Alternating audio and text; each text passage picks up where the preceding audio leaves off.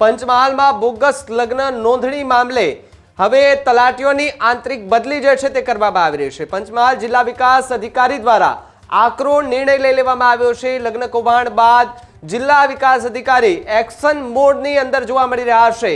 જિલ્લાના 29 જેટલા તલાટીની આંતરિક બદલી જે છે તે કરવામાં આવતા ખળભળાટ મચી ગયો છે।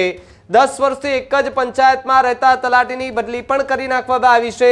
સાથે જ વાત કરવામાં આવે તો જાંબુઘોડાના 1, ઘોગંબામાં 11, કાલોલના 8 અને હાલોલના 4 તલાટીની બદલી થઈ છે। ગોધરાના 3, મોરવા હડફના 2 અને તલાટી જે છે તેના એ ટોટલ 5 તલાટીની બદલી થઈ।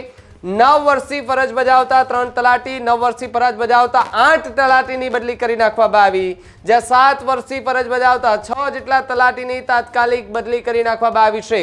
અન્ય તલાટી 5 વર્ષથી એક જ જગ્યાએ ફરજ બજાવતા હતા તેઓની પણ બદલી થશે। સાથે જ તલાટી દ્વારા પંચાયતનો અડીંગો કરીને બેઠા હતા, જેમાં આ મોટો નિર્ણય લેવામાં આવ્યો છે। લગ્ન કૌભાંડ બાદ બદલીઓ થતા તલાટીઓમાં પણ ભારે ફફડાટ જોવા મળી રહ્યો છે।